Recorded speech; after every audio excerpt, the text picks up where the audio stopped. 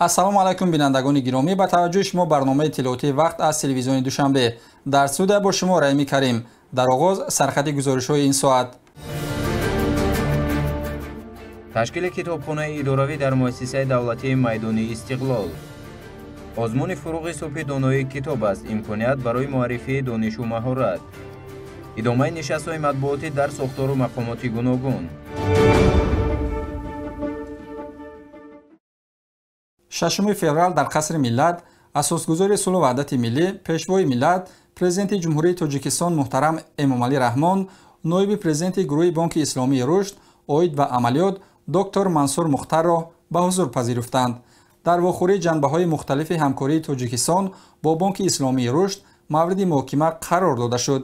президенти мамлакат муҳтарам Эмомалӣ Раҳмон аз сатҳи ҳамкории судманд бо Бонки Исломии Рушд изҳори қаноатмандӣ карда, саҳми бонкро дар татбиқи лоиҳаҳое ки ба рушди иҷтимоии иқтисодии Тоҷикистон равона шудааст, баланд арзёбӣ намуданд.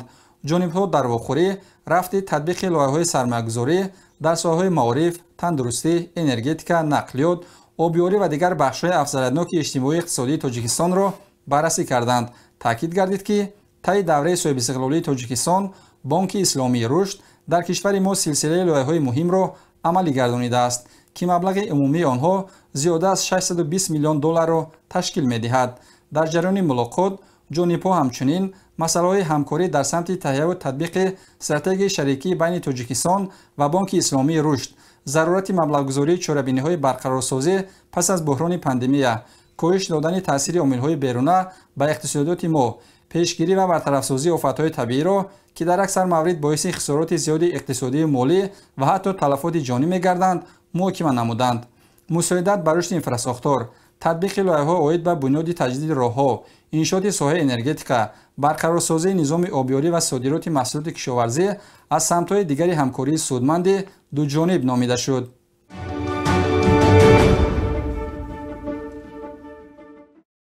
санаи 6 феврали соли 2023 бо ибтикори Кумитаи кор бо ҷавонон ва варзиши назди ҳукумати ҷумҳурии Тоҷикистон дар шаҳри Душанбе маросими ҷоизасупории соҳаи кор бо ҷавонон дар соли 2022 аз рӯи 10 номинатсия ва қадрдонии ғолибони озмунҳои эълоннамудаи кумита дар соли 2022 баргузор гардид. шарҳи ҳамкорони мо. дар маросими ҷоизасупории соҳаи кор бо ҷавонон ки дар фазои идона доир гашт, муовини сарвазири мамлакат Матлубахон Саториён, роҳбарияти Кумитаи кор бо ҷавонон ва варзиши назди ҳукумати ҷумҳурии Тоҷикистон, намояндагони вазирату идораҳо, роҳбарони муассисаҳои гуногуни давлатӣ, кормандони соҳаи ҷавонони кишвар, донишҷӯён ва гирандагони стипендияи президентӣ дар соли таҳсили 2022-2023 иштирок намуданд. дар ҳақиқат соли сипаришуда новбаста бо ҳама мушкилоту муаммоҳои вобаста ба вазъи мураккаби ҷаҳони муосир соли таърихӣ буд. соле буд ки якҷоя бо мардуми сарбаланди кишвари маҳбубамон бо рӯҳияи болидаву эҳсоси гуворо ҷашни бошукӯҳи 30-умин солгарди баргузории иҷлосияи 16-уми шӯрои олии Тоҷикистонро таҷлил намудем. дар таҷлили ин ҷашни ҳумоёнӣ саҳми шумо ҷавонони саодатманди кишвар хеле назаррас аст, зеро бо эҳсоси баланди масъулиятшиносӣ ва садоқат ба ормонҳои пешвои муаззами миллат, бо иқдомҳои наҷиб ва саҳми арзанда дар таҷлили ин ҷашни бузурги миллӣ бори дигар пайравони асили пешвои ормонии хеш буданатонро собит намудед. дар маросими ҷанбасти соҳаи кор бо ҷавонон ҷиҳати қадршиносии хизматҳои шоиста ва ҷавонмардии ҷавонон дар назди ҷомеа ва давлат, ҷасорату фидокорӣ дар вазъияти ҷангӣ, ҳолатҳои таҳдидкунанда ба амнияти миллату давлат ва адои қарзи ҳарбӣ ва хизматию шаҳрвандӣ барои дастгирӣ, ҳавасмандгардонӣ, тарбия ба тандурустӣ ва таҳкими ҳуввияти миллии ҷавонон ҷоизаи шуҷоат ва ҷавонмардӣ таъсис дода шудааст ки имсол аз миёни беш аз 40 нафар довталабон 12 нафар беҳтаринҳо аз ҷониби комиссия бо салоҳият муайян шуда ин ҷоиза дар фазои тантанавӣ ба онҳо супорида шуд. албатта имрӯз تمام آن جوانانی که طول یک سال با موفقیت‌های بی‌نظیر با کامیابی‌های نظررس نائل گردیدند، امروز از جانب ساختار کار با جوانان، یعنی ساختار وکالتدار در مملکتمان، کمیته کار با جوانان و ورزش نزد حکومت جمهوری تاجیکستان با یک شکوه و شهامت خاصه چاره‌بینی تنتنوی تجلیل گردیده ایستاده است و در چاره‌بینی امروزه تمام جوانان خوشبخت مملکتمان، تمام جوانان فعال مملکتمان از تمام مناطق کشور با یک چهره کشاد، با یک دل گرم، با یک مهر و محبت، با یک افتخار از وطن و وطنداری در چاره‌بینی امروزه اشتراک می‌نمایند. سال 2022 از جانب کمیته آزمون برای دریافت جایزه کمیته کار با جوانان و ورزش در سمت ادبیات، صنعت، معماری، روزنامه‌نگاری، برنامه‌سازی، تکنیک، تکنولوژی و اینوواسیون و احیای هنرهای مردمی اعلام گردید. از میان 98 نفر داوطلبان 20 نفر بهترین ها معین و غالبان در مراسم جایزه سپاری ساحه کار با جوانان قدردانی گردیدند.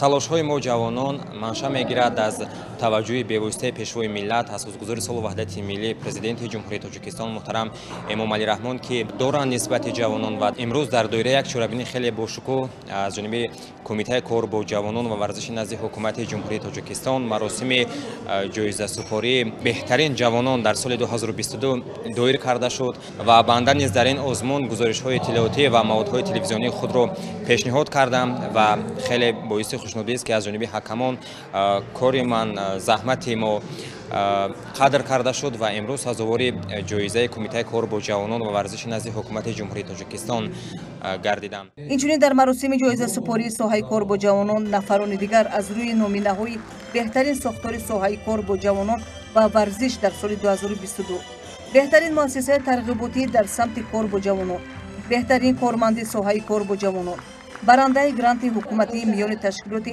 ҷамъиятии кор бо ҷавонон дар самти ватанпарастии ҷавонон дар соли 2022, беҳтарин волонтёри соли 2022, беҳтарин корофари ҷавон дар соли 2022, беҳтарин шӯъбаи кор бо ҷавонони муассисаҳои таҳсилоти олии касбӣ дар соли 2022, беҳтарин намояндаи маҳфили ҷавонони дар хориҷи кишвар таҳсил дошта дар соли 2022, беҳтарин маҳфили доиму амалкунандаи назди ташкилоти ҷамъиятии пайравони пешвои миллат дар соли 2022 ва беҳтарин сохтор дар самти тарбия ва тандурустии ҷавонон дар соли 2022 қадрдонӣ гардиданд. امروز برای من منشأ افتخار شادمانی است که همچون بهترین ادیب جوان تاجیکستان جایزه‌دار این جایزه گردیدم و شعر تاجیک را، عرفان تاجیک را، کلام موزون تاجیک را در بین جوانان با مهر و محبت به اندازه بر سخن و معنی حیات خویش ترغیب می نمایم و حرکت می کنم که همچون ادیب جوان کشور وطن عزیزم را با نوگ قلم آباد نمایم، با چکیده های خامه خویش زیباتر گردانم. ҳама сол аз ҷониби кумита озмун барои дарёфти стипендияи президенти ҷумҳурии тоҷикистон миёни донишҷону хонандагони муассисаҳои таҳсилоти миёнаи умумӣ, ибтидоӣ ва миёнаи касбӣ доир гардида 3000 нафар беҳтаринҳо тибқи квотаи муқаррар гардида аз рӯи минтақаҳо ғолиб муайян гардида давоми 9 моҳи соли хониш бо идрорпулӣ қадрдонӣ карда шуданд. 10 нафар ғолибони озмуни мазкур низ дар ин маросим қадрдонӣ гардиданд. дар маросим ҳамчунин барномаи фарҳангӣ бо иштироки як гурӯҳ сарояндаҳои машҳури кишвар доир гашт.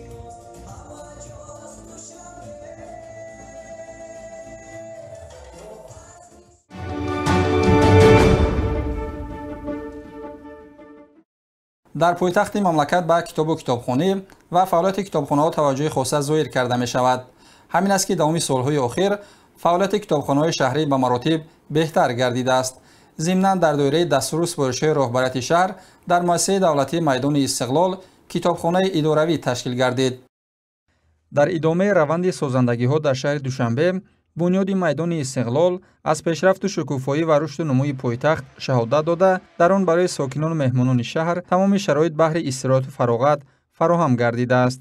ҷое таъкид аст ки ملت توجیک از ازل به کتاب و کتابخوانی و آثار گرانبهای نیاگان توجه خاصه دارد.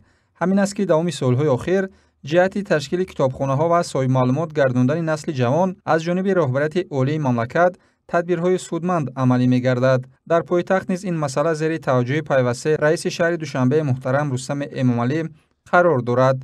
در برابر دیگر کارخانه‌ها و تشکیلات شهری در مؤسسه دولتی مجمع استقلال هم کتابخانه داخل اداروی تشکیل شده است. کتابخانه در زمینه دستگیری‌های پیوسته رهبریت شهر تأسیس یافته در آن شرایط سازگار برای کارمندان فراهم میباشد. طور اطلاع داده شد حالا در این کتابخانه 4500 نسخه کتاب‌های گوناگون نگاه داشته می شود که از آنها همروزه کارمندان به طور وسیع استفاده می نمایند.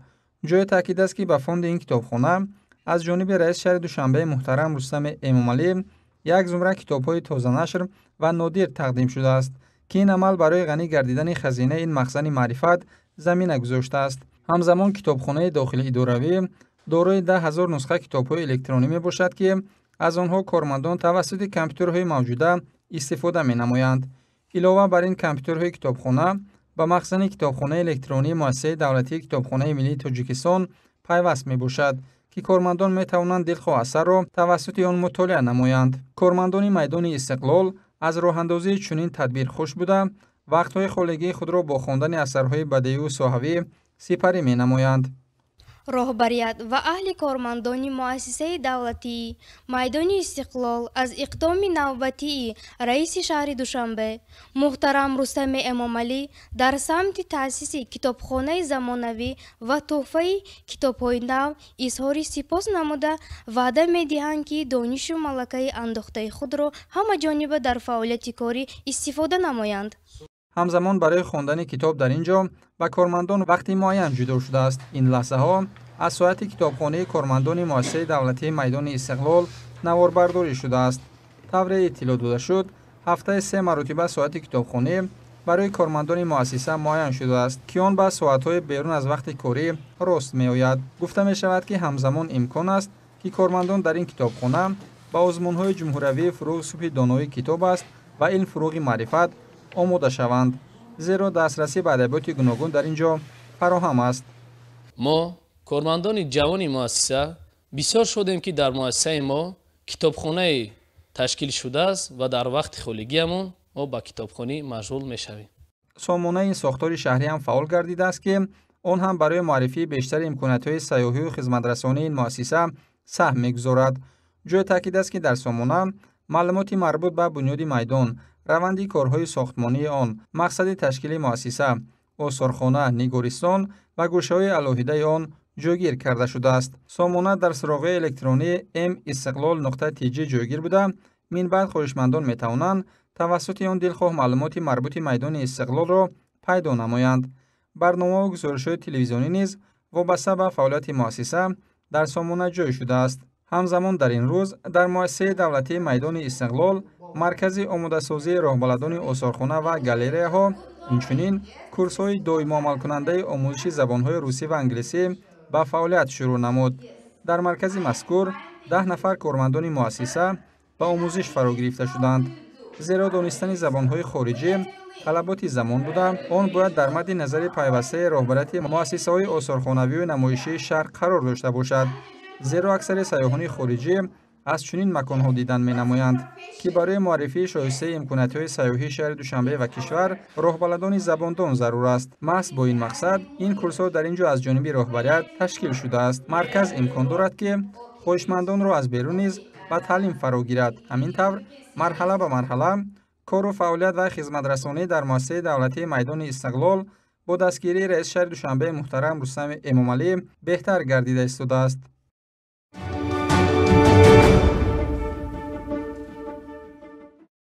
دارایی‌های بانک دولتی امانتگذاری جمهوری تاجیکستان امانتبانک مبلغ 6.3 میلیارد سومانی و عهده‌داری‌های بانک 5.6 میلیارد سومانی را تشکیل داده است که نسبت به سال 2021 متناسباً 42.8% و 45.4% زیاد میباشد.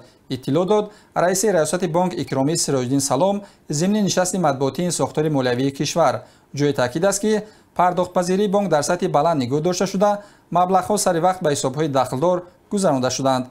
سرمایه بانک به 720.5 میلیون سومانی رسید که در مقایسه با سال 2021 25.2% افزایش یافته است.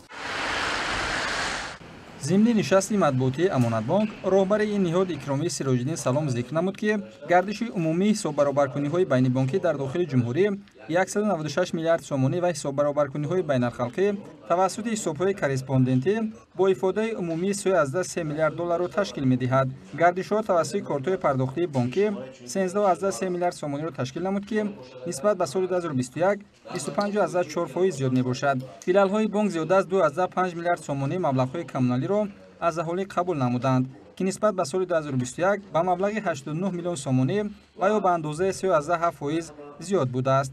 با تاکید نام برده، بقیه پسندازهای شخصان حقوقی و واقعی 4.9 میلیارد سومانی را تشکیل داد که نسبت به سال 2021 51.8% افزایش یافته است. پسندازهای اهالی زیاده از 2 میلیارد سومانی را تشکیل نمود که نسبت به سال 2021 24.1% افزایش یافته است.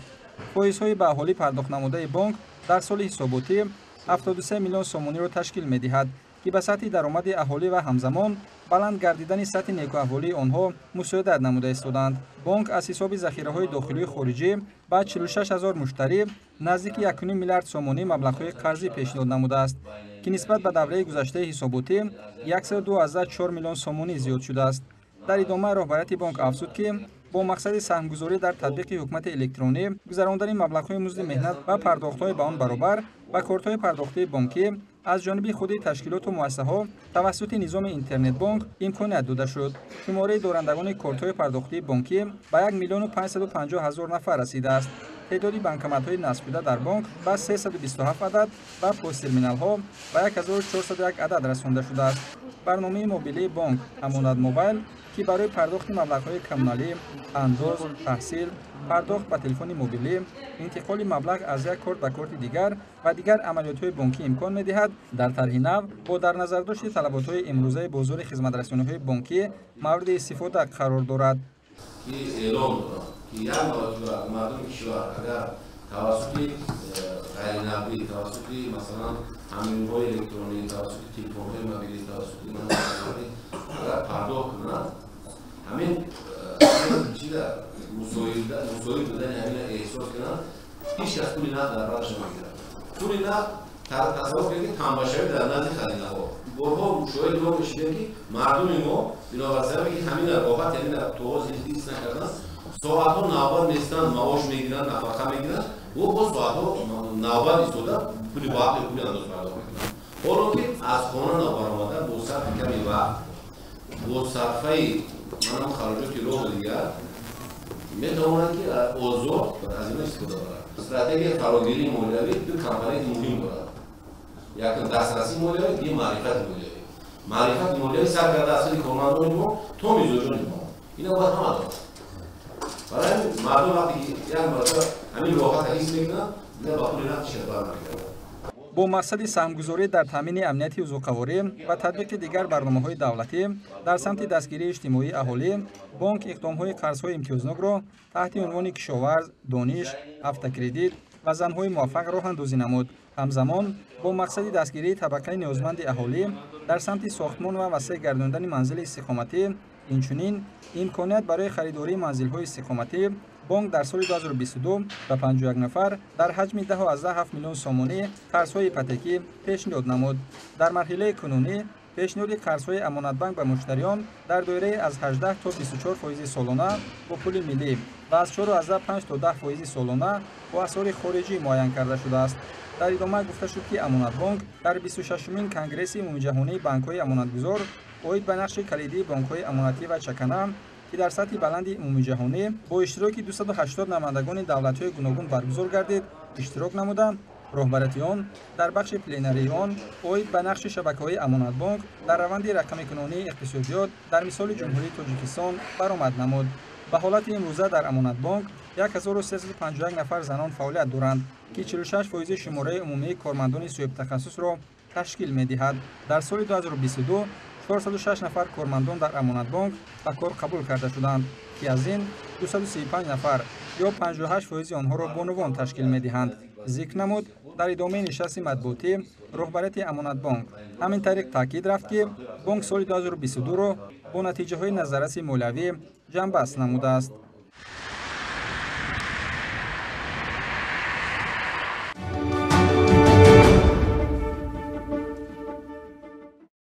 ریاست اتفاق تاجیک مطلوبات سال 2022 را با نشاندادهای چشمرس جنببست نمود. در این دوره درآمد عمومی از نتیجه فعالیت به دست آمده به بیش از 97 میلیون سومانی برابر گردید. مطابق دستور سپارشی حکومت جمهوری تاجیکستان در موافقت با مقامات اجرایی حکومت دولتی شهر دوشنبه، ریاست اتفاق تاجیک مطلوبات در عرفه همین جشن چهاربینی‌ها از جمله به مناسبت نوروز بین‌المللی، ماه شریف رمضان، عید قربان، روز وحدت ملی، جشن استقلال دولتی کشور، سال نو میلادی و دیگر جشن‌ها یارمارک فروش محصولات کشاورزی را برگزار نمود که این به غنی گردیدن بازار استعمالی با مال و محصولات و تنظیم نقد در بازارهای شهر دوشنبه مساعدت فعال نمود. در این دوره از جانب ریاست اتفاق تاجیک مطلوبات در همکاری با مقامات اجرایی حکومت دولتی شهر دوشنبه در نزد بازارهای مهرگان، سخاوت و برش کوچه حسین‌زاده یارمارک‌های دائمی کننده تشکیل گردید.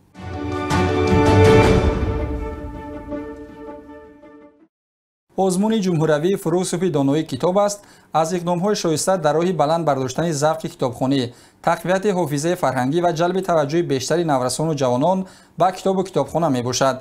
این آزمون با امر پرزیدنت جمهوری تاجیکستان محترم امامعلی رحمان در سراسر کشور در سالهای 2019-2022 برگزار گردیده، متخصصان دایر گردیدن آن را در سالهای من بعد بسیار مؤثر و مهم ارزیابی میکنند. اینک سال 2023 هم در اساس امر پرزیدنت جمهوری تاجیکستان محترم امامعلی رحمان آزمون جمهوری فروغ صبحی دانایی کتاب است دایر میگردد که به اندیشه جامعه شناسان در شرایط فعلی اقدام مهم و نظررس محسوب می‌یابد. مقصد از این آزمون بلند برداشتن ذوق کتابخوانی، تقویت نیروی ذهنی، دریافت چهره‌های نوی سخنور و سخندان، ارج گذاشتن بر ارزش‌های ملی و فرهنگی، انکشاف قابلیت ایجادی، تحکیم احساس خودآگاهی و خودشناسی، تکمیل ذخیره لغوی و مساعدت در رشد جهانی معنوی تمام ساکنان کشور میباشد. همکارمان سعادت طاهری گزارش میدهد. آزمون جمهوری فروغ صبحی دانایی کتاب است اینک در اساس امر پرزیدنت جمهوری تاجیکستان محترم امامعلی رحمان مراتبه پنجم است در مملکت برگزار میگردد که به اندیشه دانشمندان این تدبیر در سمت کشف استعدادهای نو در جامعه مساعدت جدی کرده است. این آزمون در دوام سالهای 2019-2022 هواداران زیاد پیدا کرده به مکتب خشتنشناسی و خودآگاهی جامعه تبدیل یافت و صبح دانایی را به وجود آورد که دانشمندان آن را انقلابی معنوی عنوان میکنند. این آزمون نشان داد که ملت تاجیک هنوز از همون عنعنه‌های هزار ساله خود دور نرفته است. این ملت تاجیک عموما توأم با کتاب با وجود آمدگی است. ملت صاحب کتاب است و از این رو این ملت باید کتابخوان هم باشد. یعنی برنده باشد، دارنده باشد و استفاده برنده ان همین تمدنی زیاده از هزار ساله خود باشد. سال 2023 به نظامنامه این آزمون یک قطار تغییرات و نوگانی‌ها وارد گردیده آن از روی 6 نامیناسیون برگزار کرده می شود. نامیناسیون ادبیات کودکان و نورسان در 2 زیر نامیناسیون میان خوانندگان صنف‌های ابتدایی صنف‌های 1-4 و خوانندگان صنف‌های بالایی مؤسسه‌های توسط میانه عمومی صنف‌های 5-11 و ابتدایی کسبی صنف‌های 10-11 برگزار می شود. همچنین در نامیناسیون ادبیات جهان یک زیر نامیناسیون دیگر علاوه گردیده آن با در نظر داشت خصوصیت سینوس میان خوانندگان صنف‌های ابتدایی مؤسسه‌های توسط میانه عمومی صنف‌های 1-4 در علاوه‌دگی دایر می‌گردد. در نامیناسیون ایجاد نظم و نثر نیز تغییرات وارد شده. سال روان داوطلبان بخش ایجاد نظم و ایجاد نثر در علاوه‌دگی اشتراک می‌کنند. آزمون مذکور که میدان رقابت سالم ذهنی را میان گروه‌های گوناگون جامعه از جمله خوانندگان همه زینه‌های تحصیلات، آموزگاران، خادمان مؤسسه‌های فرهنگی و غیره به میان آورد. به گفته کارشناسان در سمت بلند داشتن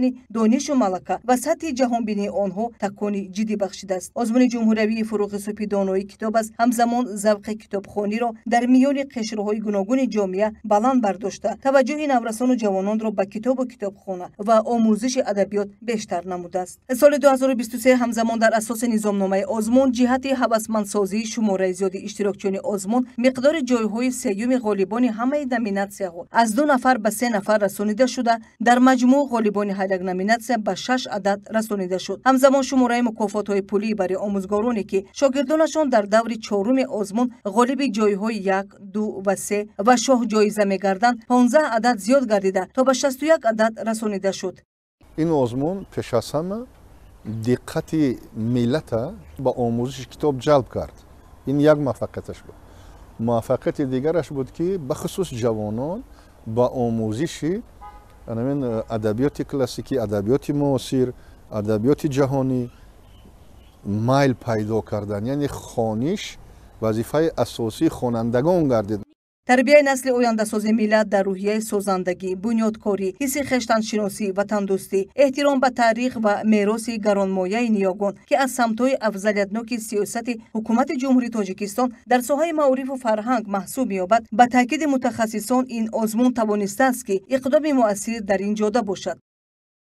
مقصد اساسی آزمون باید آن نباشد که ما چقدر دانش در مفکوره خود جا می‌دهیم. مقصد اساسی آزمون باید آن باشد که از خونده ها، از گرفته ها، از دیده ها و شنیده ها ما چی خلاصه میبریم؟ برای خود چی میگیریم؟ برای انکشاف شخصی خود، برای انکشاف دولت و ملت چی آورده میتوانیم؟ این باشد باید مضمون اساسی آزمون. آزمون جمهوری فروغ سپیدانوی کتاب است همزمان با فعالیت کتابخانه ها در شهر و ناحیه های مملکت تکانی تازه بخشیده خزینه آنها را با نشریات نوین غنی گردانید. اینجوری هر کارخانه و مؤسسه برای تشکیل کتابخانه خود و غنی گردانیدن آن با اثرهای تازه نشر اقدام کردند که این نیز میتواند بالاروی ذوق دوستداران ادبیات به خوانش زمینه مساعد فراهم آورد. سال روان با دستور بی‌واسطه پیشوای ملت برای داوطلبان آزمون جمهوری فروغ سپیدانوی کتاب است امتیاز مخصوص پیشبینی گردیده است که طبق آن اشتراکچیان دور چهارم آزمون به اختصاص‌های آموزگاری مؤسسه‌های تحصیلات میانه و عالی کسبی کشور به آزمون در گروه‌های رایگان قبول کرده می‌شوند.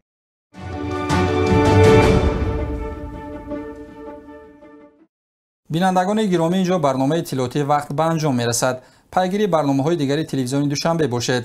خیر، صحتمند و پیروز بمانید.